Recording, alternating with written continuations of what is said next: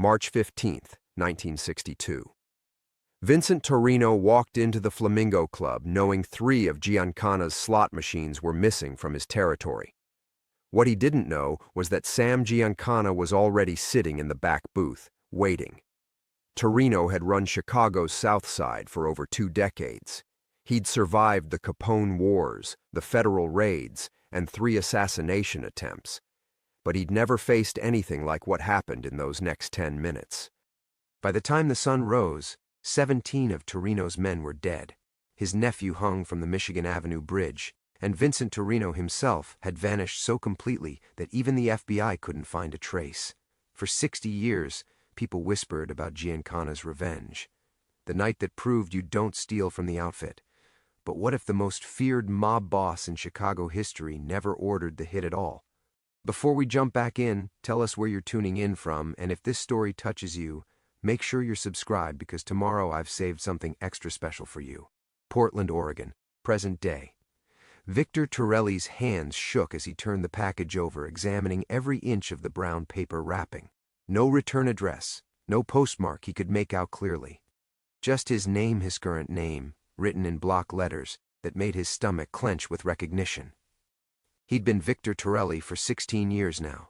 Long enough that sometimes he almost forgot he'd ever been Vincent "Vinny the Knife" Torino. Almost forgot the weight of a straight razor in his palm, the sound it made when it opened, the way men's eyes widened when they heard his real name whispered in the smoky back rooms of Chicago. The morning sun filtered through the dusty windows of Torelli's books, casting long shadows across the hardwood floors. His granddaughter Maria would be here soon for their Saturday tradition hot chocolate and Nancy Drew novels. She was the only good thing that had come from his son's brief, tragic life, the only reason he'd stayed clean, stayed hidden, stayed Victor instead of slipping back into the man he used to be. His fingers found the edge of the tape. One pull and whatever was inside would change everything. He knew that with the certainty of a man who'd spent 6 decades learning that packages delivered without warning never brought good news. The razor fell onto his palm like a piece of his own skeleton, returned to him after years of amputation. Sterling silver handle, mother-of-pearl inlay, initials 5th, etched in careful script. The same razor that had opened 13 throats in his younger days. The same razor he'd carried the night he walked into the Flamingo Club, not knowing he was walking into his own funeral. Beneath it, a photograph. Maria, 8 years old, pigtails bouncing as she skipped down the front steps of Roosevelt Elementary. Yesterday's clothes, yesterday's sunshine. The photographer had been close enough to count her freckles. Vincent, because he was Vincent again now, had been the moment the package arrived, sank into the reading chair behind his counter. The bookstore suddenly felt like a stage set, all of Victor Torelli's careful construction reduced to cardboard and paint. 16 years of building a quiet life, and someone had just struck a match. The bell above the door chimed.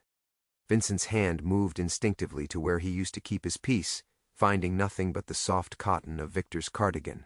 "Grandpa Vic!"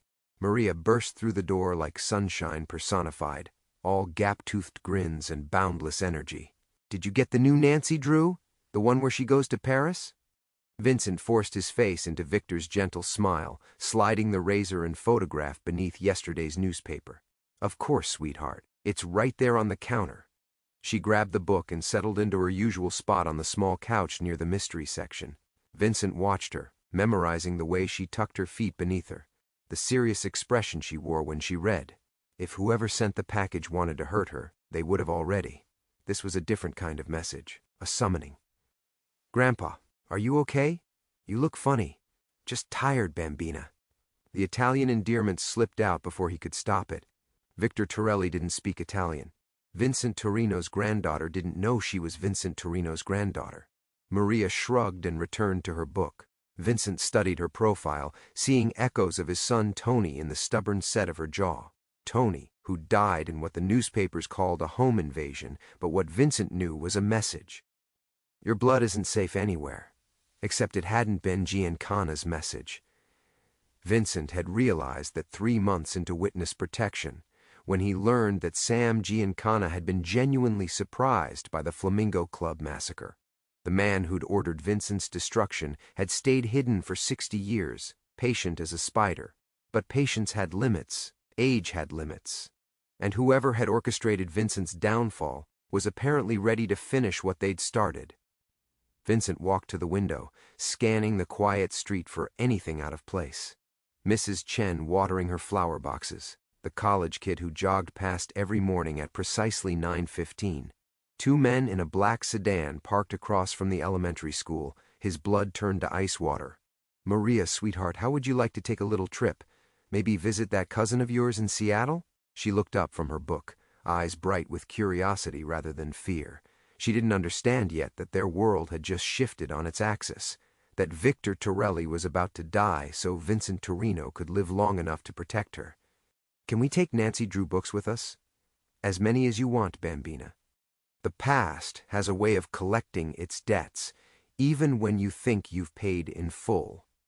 Tomorrow we'll discover exactly who's been waiting 60 years to settle accounts with Vincent Torino and why they've decided now is the time to collect. Don't miss what happens next."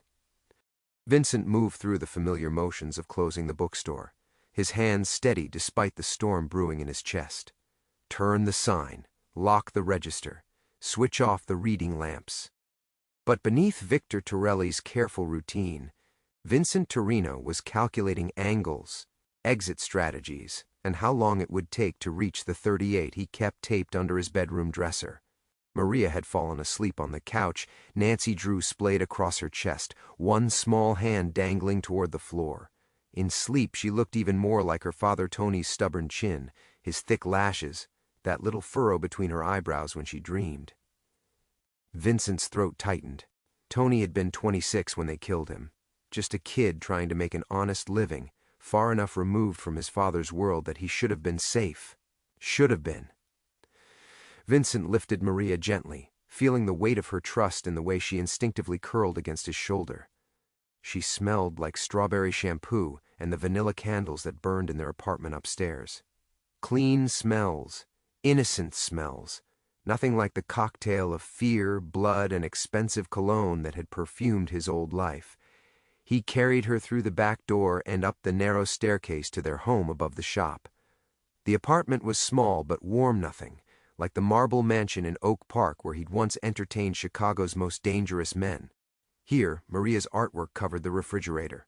Mismatched furniture held stories instead of secrets. The kitchen table bore the comfortable scars of homework sessions and pizza nights, not the burn marks from cigarettes put out in anger.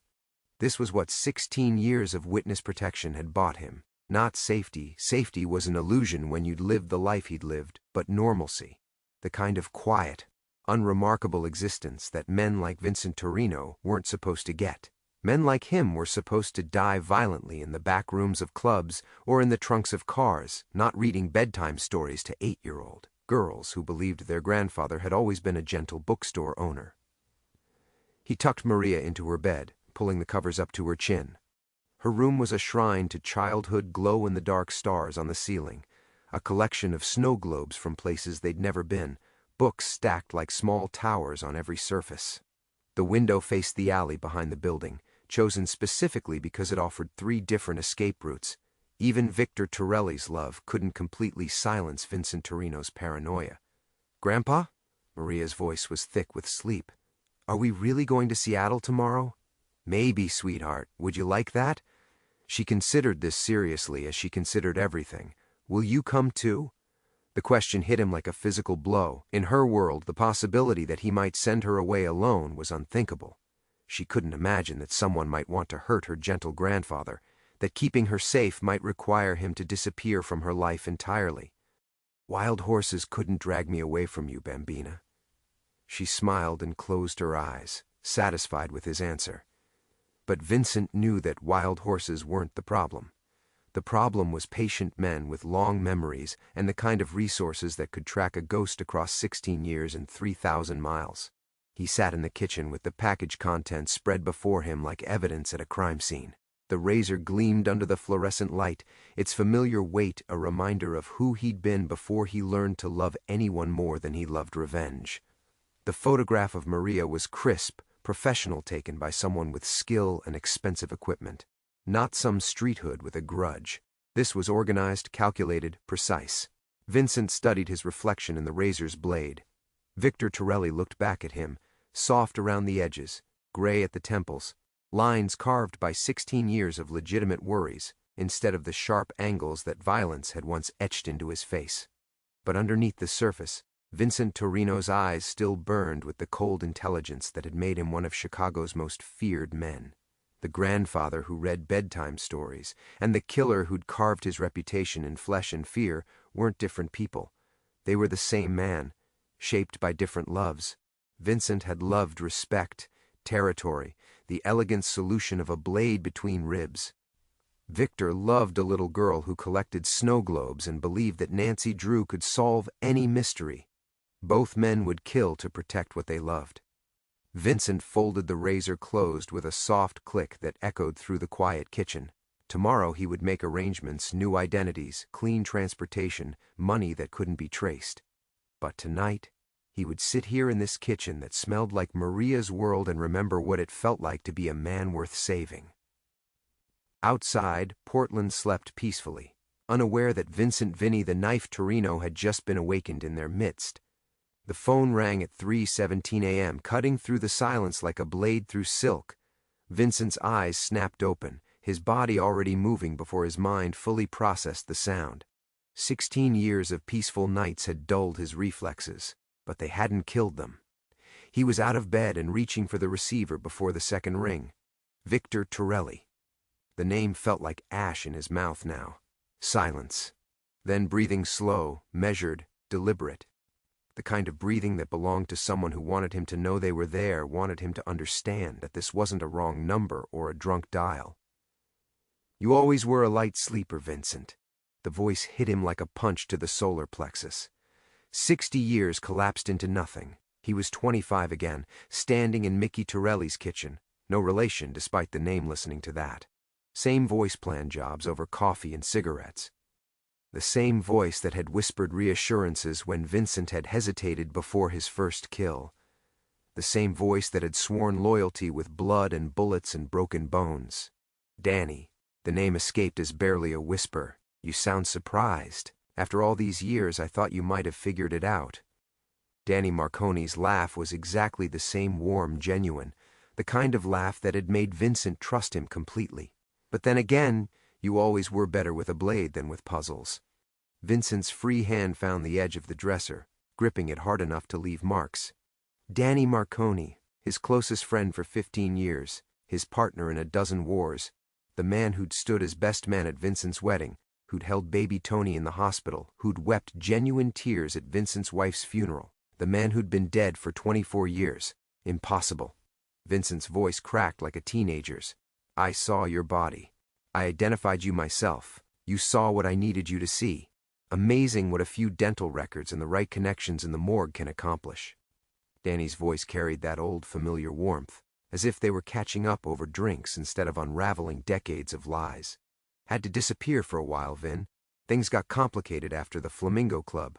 The Flamingo Club, the night that had destroyed everything. Vincent's hands began to shake as the pieces clicked into place with sickening clarity. Danny had been there that night, had insisted on coming despite Vincent's orders to stay home. Danny, who'd known about the slot machine heist. Danny, who'd known exactly when and where Vincent would be. You son of a bitch. The words came out in a growl that belonged entirely to Vincent Torino. It was you, all of it. Now, Vincent, let's not. 23 years I ran those operations. 23 years I trusted you with everything. My territory, my business, my family. Vincent's voice rose, then caught as he glanced toward Maria's room. He forced it back to a whisper. You set me up. You killed my son. I protected your son for as long as I could. For the first time, Danny's voice lost its warmth. 26 years, Vincent. 26 years I kept Tony safe while you played house in Oregon. But some debts come due eventually. What debts? What the hell are you talking about? Silence stretched between them, filled with the weight of buried secrets. When Danny spoke again, his voice carried a sadness that sounded genuine, which somehow made it worse. You never knew, did you, about Chicago, about what really happened that night at Murphy's warehouse? Murphy's warehouse, 1962. Vincent's stomach turned to ice. The night that had made his reputation, when he'd killed 3 of Chicago's most connected men in a dispute over territory. The night that had elevated him from street muscle to serious player. I know what happened. I was there. You know what you were told to know. You never asked the right questions, Vincent. Like why those 3 men were really there, or who'd given them the information that brought them to that warehouse. Danny's laugh held no humor now, or why I was the only backup who showed up that night. The phone slipped in Vincent's sweating palm. He could hear Maria stirring in the next room, mumbling something about Nancy Drew in her sleep. Innocent sounds from an innocent world that was crumbling around him. Those men weren't there for territory, Vin. They were there for blood. Your blood. Someone had put a contract on your head, and they were just the trigger men. Danny's voice dropped to barely above a whisper. I saved your life that night. And every night for 15 years after. Vincent sank onto the edge of his bed, the phone pressed against his ear like a confession booth grate. Why? Because I loved you like a brother. Because I believed you deserved better than what was coming for you. Because I was young and stupid enough to think I could change the ending. Danny's breathing grew heavier. But the man who wanted you dead? He's patient, Vincent. 60 years patient. And now he's dying, and he wants to settle accounts before he goes. Who? Tomorrow night. Pier 47. Come alone, and maybe we can figure out how to keep that little girl of yours safe. The line went dead. He set the phone down with deliberate care, the way a man handles explosives. His reflection caught in the bedroom window, wild-eyed, gray-haired, looking every one of his 78 years. But underneath the surface, something else was stirring. Something that had been sleeping for 16 years, dreaming of Chicago winters and the weight of respect that came with fear. Come alone. Danny's voice had carried the same tone he'd used when they were young, planning jobs that would either make them legends or get them killed. Back when Vincent had trusted that voice with his life, his family, his future. The irony wasn't lost on him. The man who'd betrayed him was now offering to save him. A soft sound from Maria's room froze him in place, the creak of bed springs a sleepy murmur. Vincent held his breath until the apartment settled back into silence. She was still safe, still innocent, still believing that her grandfather's biggest worry was ordering enough copies of the latest Nancy Drew mystery. He padded to the kitchen on bare feet, muscle memory guiding him to the cabinet where Victor Torelli kept his emergency cash.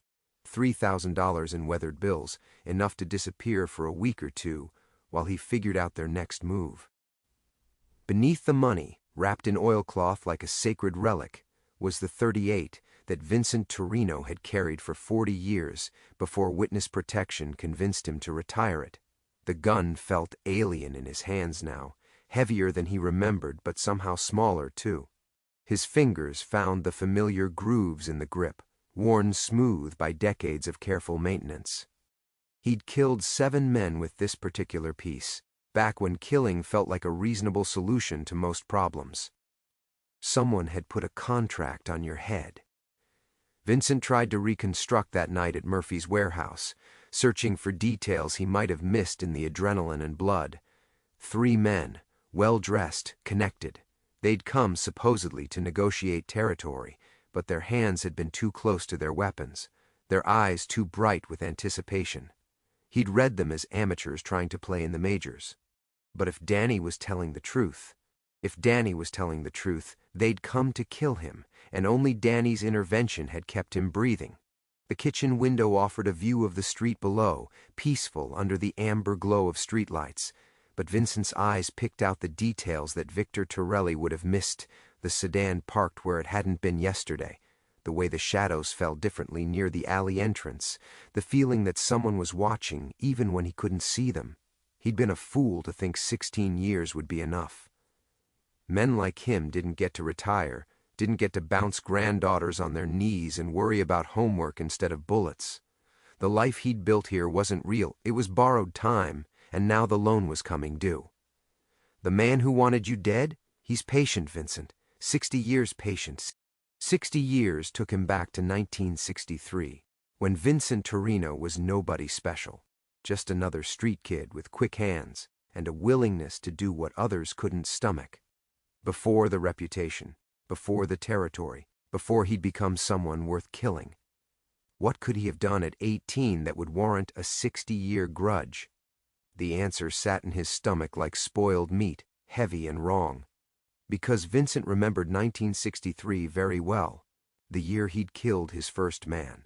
Not for money, not for respect, but for something much more dangerous: love. Maria Benedetto. 17 years old, dark hair that smelled like jasmine, eyes that made him stupid with wanting. She'd been promised to someone else, someone important, someone who didn't take kindly to competition. Vincent had been young enough to believe that love conquered all, stupid enough to think his blade could solve the problem. It had, for a while. Long enough for Maria to disappear into the night, carrying Vincent's child and leaving him with nothing but blood on his hands and a reputation that would define the rest of his life. His granddaughter stirred again, and Vincent realized he was gripping the gun hard enough to leave marks on his palm. Maria, his Maria, not the ghost from 60 years ago, was the only good thing he'd ever created. Everything else had been destruction, chaos, the kind of violence that echoed through decades like ripples in poisoned water. Pier 47. Tomorrow night, Vincent Torino was going to keep that appointment, because Victor Torelli's world was already dead. Had been dead the moment that package arrived. All that remained was to see how many people he could save before the past finally claimed its due. He'd been 18 when he killed Carlo Benedetto, and stupid enough to think it was about love, but love didn't explain the calculated way he'd followed the man for 3 weeks, learning his habits, his routes, his weaknesses. Love didn't explain how he'd felt when the blade went in, not horror or regret, but a cold satisfaction that scared him even now. The truth was uglier than romance. Vincent had wanted what Carlo had: respect, fear, a place in the hierarchy that mattered. Maria had just been the excuse, beautiful enough to justify what he'd already decided to do. And when she disappeared the night after her husband's funeral, taking Vincent's unborn child with her, he'd told himself it was grief. But he'd seen something else in her eyes during those stolen moments together. She'd seen what he really was, what he'd always been underneath the sweet words and desperate promises. A killer, even at 18. Vincent's hands trembled as he reached for the package again, studying the photograph of his granddaughter with new eyes. His granddaughter. The daughter of his son, Tony, who'd carried Vincent's blood and Vincent's sins without ever knowing the full weight of either. Tony, who'd died at 26 because someone had finally connected the dots between Vincent Torino and the boy who'd butchered Carlo Benedetto in a Chicago alley. The kitchen clock ticked toward 4 a.m., each second bringing him closer to a reckoning that had been 60 years in the making. Vincent tried to picture the man who wanted him dead, tried to imagine who could harbor that kind of patience, that level of commitment to revenge. Carlo had family brothers, cousins, a father who'd wept at the funeral like the world was ending. Benedetto. The name hit him like a physical blow. Anthony Benedetto, Carlo's younger brother. The kid who'd been maybe 12 when Vincent had taken his brother's life, who'd stood at the graveside with tears streaming down his face and murder in his eyes.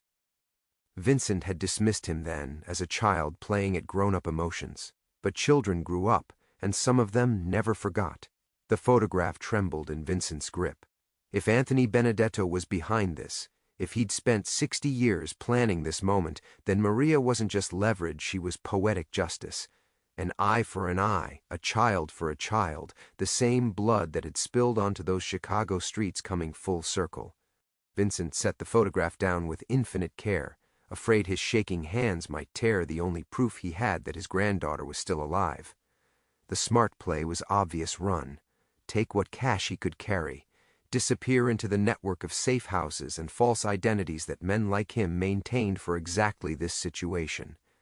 Let the past burn itself out on an empty apartment while he and Maria started over somewhere new. But running meant leaving questions unanswered, meant living with the constant fear that the next package might contain something worse than photographs. And it meant Danny Marconi would remain a ghost, neither friend nor enemy, just another unresolved piece of Vincent's blood-soaked history.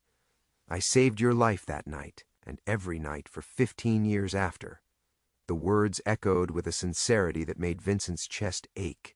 If Danny was telling the truth, if he'd really spent 15 years protecting Vincent from threats he'd never even known existed, then the betrayal ran deeper than simple greed or ambition. It spoke to the kind of complex loyalty that bound men together in blood and violence, the twisted love that thrived in their world like flowers growing in poisoned soil. Vincent rose from the table, every joint protesting the movement. His reflection in the kitchen window looked like a stranger, hollow-eyed, haunted, ancient. But underneath the surface, something else was stirring. The cold calculation that had kept him alive for 8 decades, the brutal pragmatism that had built an empire on other men's graves. He loaded the .38 with steady hands, muscle memory guiding each bullet into the cylinder. 6 shots. In the old days, that had been enough to solve most problems. Tonight, he wasn't sure 600 would be sufficient. Maria stirred in her sleep again, and Vincent moved to her doorway like a ghost. She lay curled beneath her Nancy Drew comforter, one small hand clutching a snow globe from their trip to the coast last summer. Innocent, trusting, unaware that her grandfather's sins had finally come to collect their due. Tomorrow he would go to Pier 47, because the alternative was letting this poison spread to the only clean thing he'd ever helped create. But tonight, he would stand guard over her dreams and remember what it felt like to be worth saving. The price of his silence had been everything. He'd told himself for 60 years that Carlo had been a monster, that killing him was justice for the bruises Vincent had seen on Maria's wrists, the fear in her eyes when she spoke her husband's name. But sitting in this quiet kitchen, surrounded by the peaceful debris of an ordinary life, Vincent could finally admit the truth that had rotted inside him like cancer. He'd enjoyed it. The sound of small feet on hardwood broke through his reverie. Maria appeared in the doorway, pajamas wrinkled, dark hair sticking up at impossible angles. She looked so much like her grandmother had at 17 that Vincent's chest tightened with a pain that had nothing to do with his heart medication. "Grandpa, why are you up so early?" Vincent's hands moved automatically, sliding the photograph beneath yesterday's newspaper. "Couldn't sleep, sweetheart. Old man problems."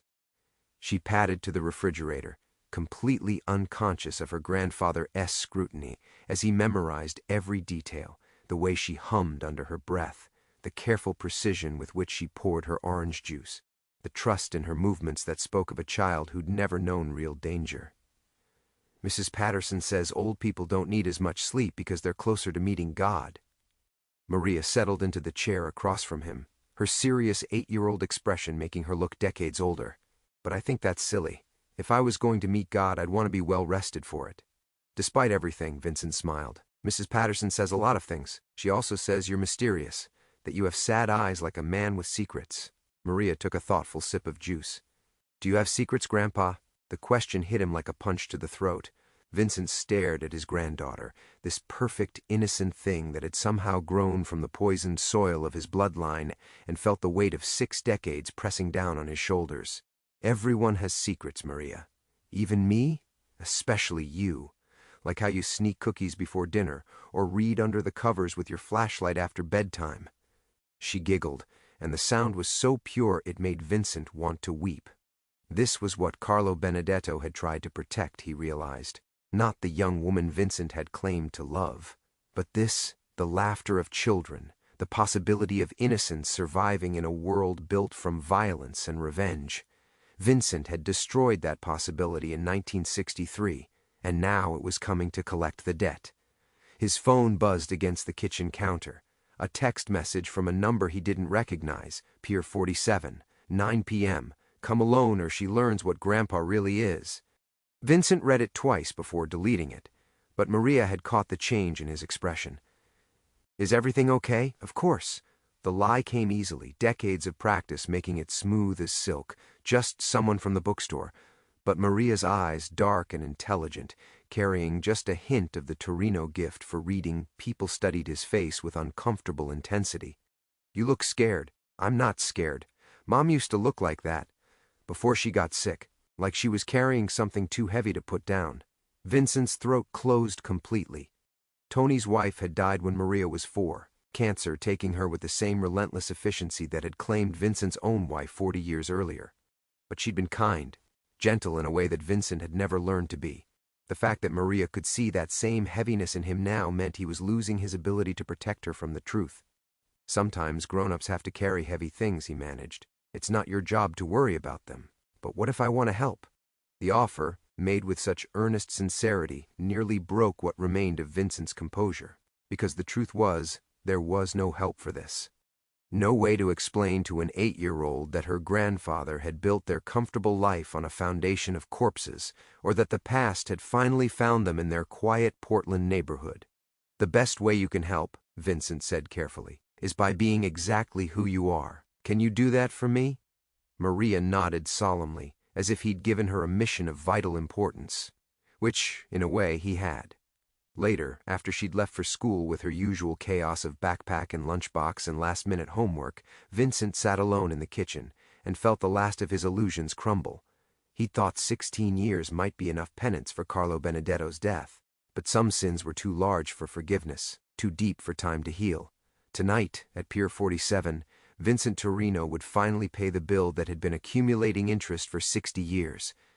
And maybe, if God had any mercy left for a monster who'd learned to love, Maria would never have to know the real price of her grandfather's protection.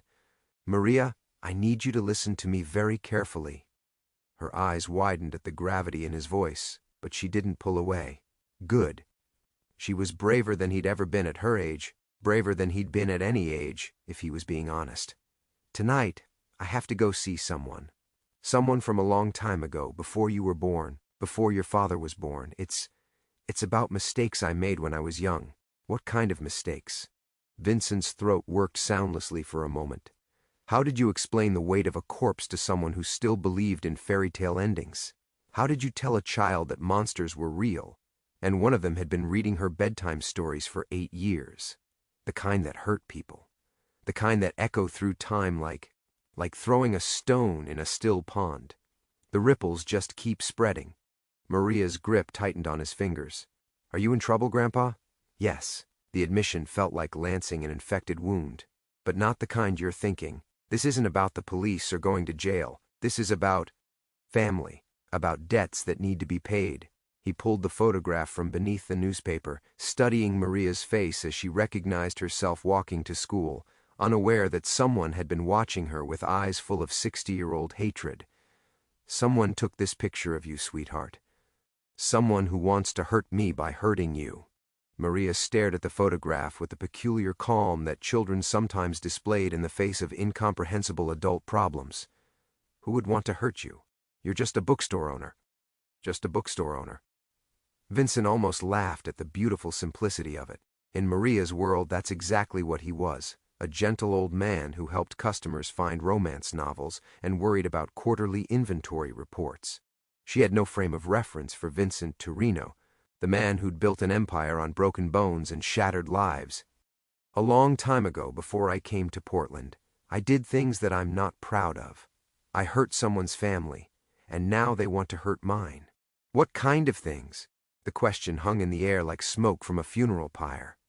Vincent looked into his granddaughter's trusting eyes and saw the exact moment when he would either preserve her innocence or destroy it forever. The choice balanced on his tongue like a blade. I killed someone. The words dropped into the kitchen silence like stones into deep water. Maria didn't gasp or cry or pull away. She just studied his face with those dark, intelligent eyes that saw too much for 8 years old. Did they deserve it? Christ. Even her questions cut to the heart of things. Vincent closed his eyes and saw Carlo Benedetto's face again, not in those final moments, but earlier laughing at something his brother had said, unaware that death was already stalking him through Chicago's narrow streets. I thought so at the time. I told myself I was protecting someone I loved. But the truth is, Vincent's voice cracked like ice under pressure. The truth is, I wanted to know what it felt like to have that power over someone else's life. And how did it feel? The question came so softly Vincent almost missed it. When he opened his eyes, Maria was still watching him with that unnaturally calm expression, as if they were discussing homework instead of murder. It felt good, he whispered. That's the worst part, sweetheart. It felt good, and I spent the next 60 years trying to pretend it didn't. Maria nodded slowly, processing this information with the same careful attention she gave to math problems or science projects. Is that why you're sad all the time, even when you're smiling? Vincent's composure finally shattered completely. Tears he'd held back for decades spilled down his cheeks as he pulled Maria into his arms, feeling her small hands pat his back with the infinite gentleness that only children possessed. "I'm sorry," he sobbed into her hair. "I'm so sorry you have to know this. You should never have to know this. It's okay, Grandpa. Everyone makes mistakes." But even as she comforted him, Vincent could feel the change in how she held herself. The subtle stiffening that meant innocence was already beginning to die, replaced by the terrible knowledge that the people who loved you could also be capable of unthinkable things. Tonight, he would meet Anthony Benedetto at Pier 47. He would face the brother of the man he'd murdered in cold blood 60 years ago. And maybe, if there was any justice in the universe, Maria would never have to learn that some mistakes echoed through generations like curses, poisoning everyone they touched. But looking into her eyes now, Vincent suspected it was already too late for that kind of mercy. At 3:30, he walked her to school for her after-school art program, memorizing the warmth of her hand in his, the way she skipped every third step, her excited chatter about the clay sculpture she was making. When she hugged him goodbye, Vincent held on a moment too long, breathing in the scent of her strawberry shampoo and childhood innocence. "See you tonight, Grandpa."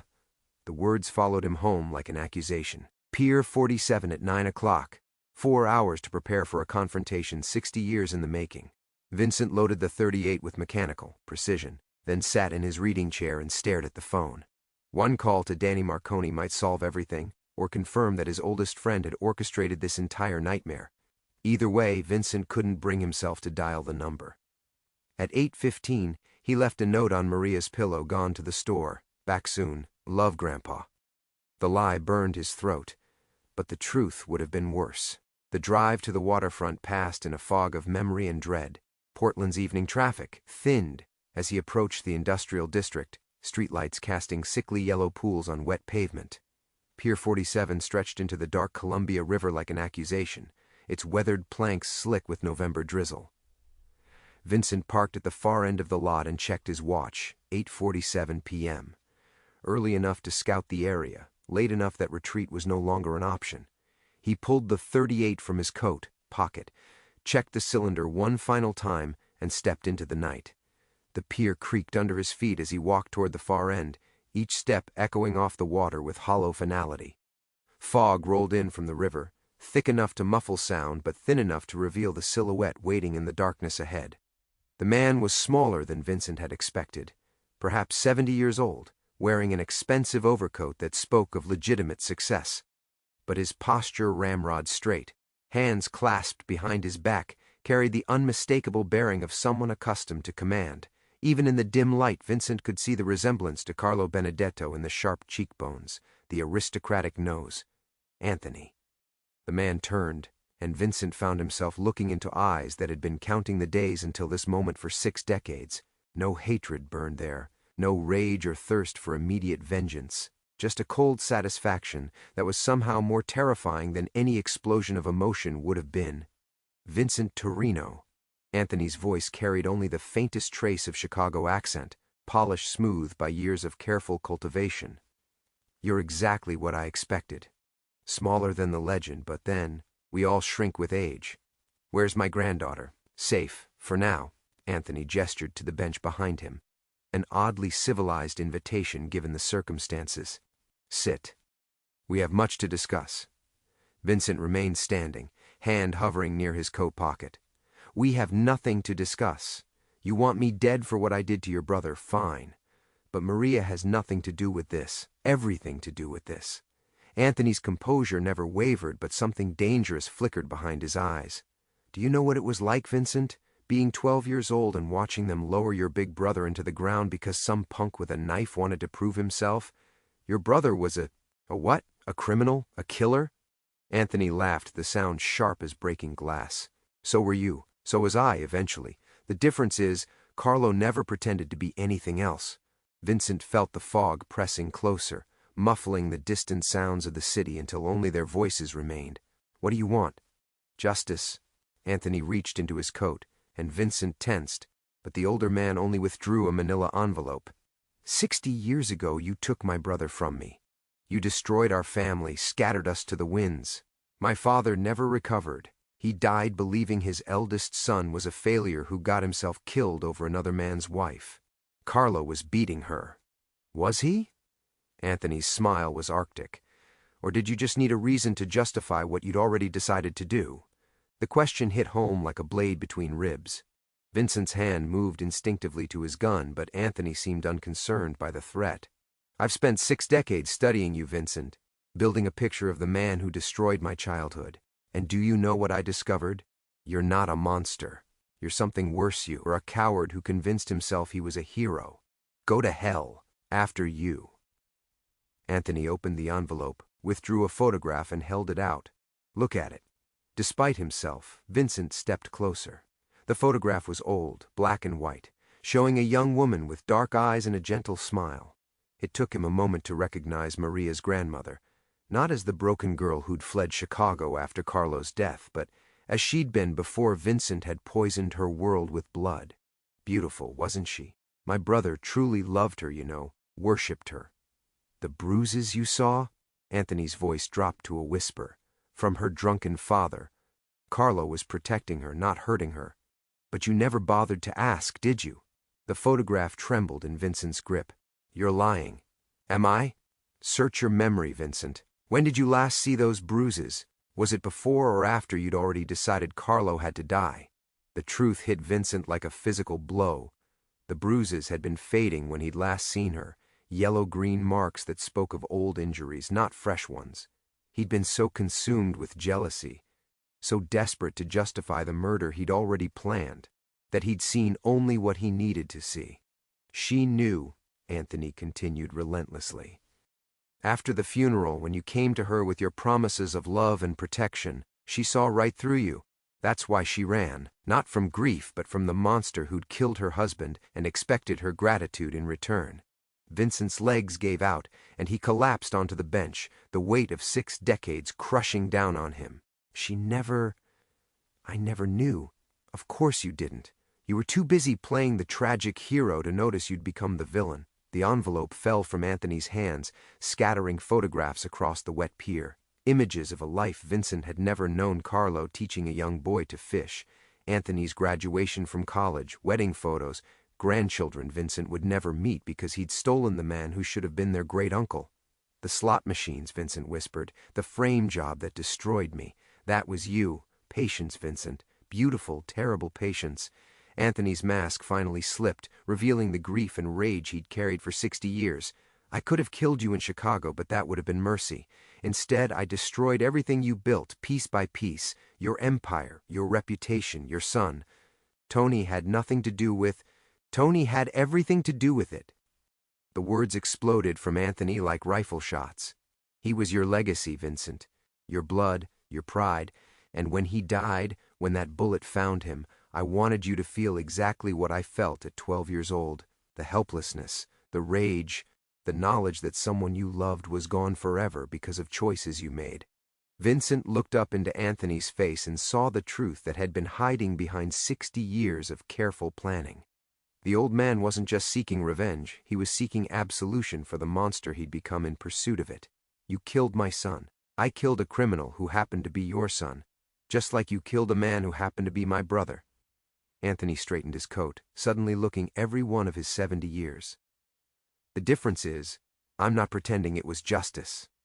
The fog swirled around them, and Vincent felt the past and present finally colliding in this moment of terrible clarity.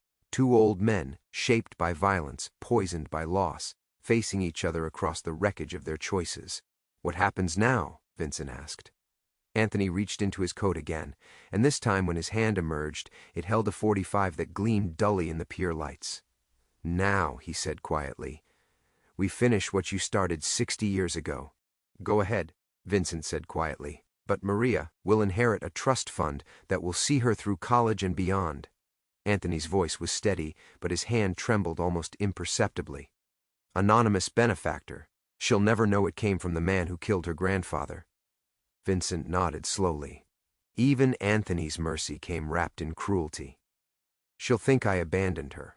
Better that than knowing what you really are. The words should have stung, but Vincent found himself thinking of Maria's calm acceptance that afternoon. the way she'd patted his back while he confessed his sins. Maybe she was stronger than either of them understood. Maybe children always were.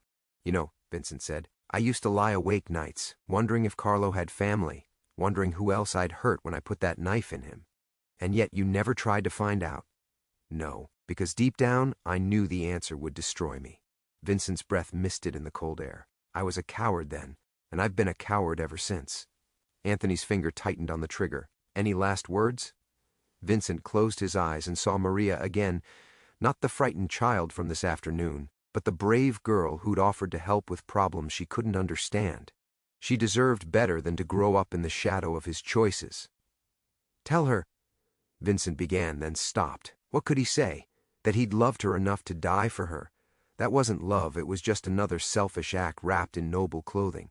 Tell her nothing, let me disappear like I should have 60 years ago.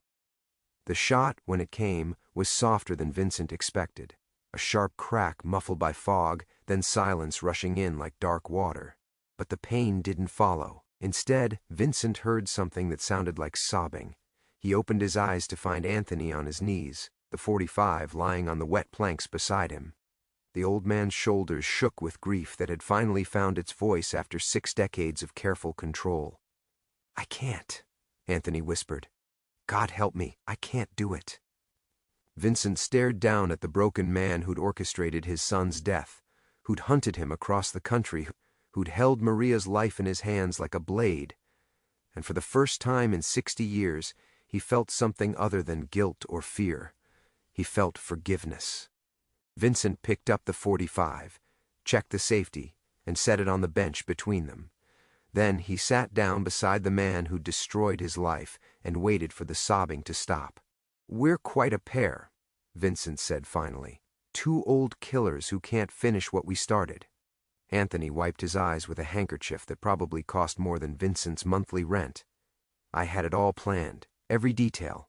But when I saw you there looking so small, so broken, it felt like putting down a wounded animal. Maybe that's what we both are. They sat in silence, watching the fog drift across the Columbia River. In the distance, Portland's lights glittered like scattered coins, and Vincent thought about Maria sleeping in her bed, trusting that he'd come home with milk from the store. The trust fund, Vincent said. You meant that? Every word. She'll be provided for. Anthony's voice had aged a decade in the past 5 minutes. I may be a monster, but I don't make war on children. Thank you, don't. Please. Anthony stood slowly, his knees creaking audibly. This doesn't make us even, Vincent. This doesn't absolve either of us. I know. Vincent remained seated, suddenly too tired to move. What happens now? Now we live with what we've done. All of it. Anthony retrieved the scattered photographs, handling them like sacred relics. But if you ever tell that girl the truth about her grandfather, if you poison her world the way we've poisoned everything else, I'll finish this conversation. Vincent nodded. It was a fair bargain, probably more generous than he deserved. And my past? The people who might still be looking for Vincent Torino? Victor Torelli owns a bookstore in Portland. Vincent Torino died in witness protection 16 years ago. As far as the world knows, that's the truth. Anthony walked toward the parking lot, then stopped at the edge of the fog. For what it's worth, she seems like a good kid. You did something right there. Then he was gone, leaving Vincent alone with the weight of unearned mercy. Vincent sat on the pier until dawn, watching the fog lift and reveal the world in all its terrible beauty. When he finally stood, his joints protested 60 years of accumulated damage, but his spirit felt lighter than it had since 1963. Maria was awake when he returned, sitting at the kitchen table with orange juice and concern. You were gone a long time for milk, Grandpa. Vincent hung up his coat, noting that she didn't mention the obvious absence of groceries. Smart girl. Too smart, maybe. I ran into an old friend. We had a lot to talk about. Good talk? Vincent considered the question seriously. The best kind. The kind that changes everything. Maria smiled and returned to her cereal. Outside, Portland was waking up to another ordinary day, and for the first time in 60 years, Vincent Torino was ready to live one.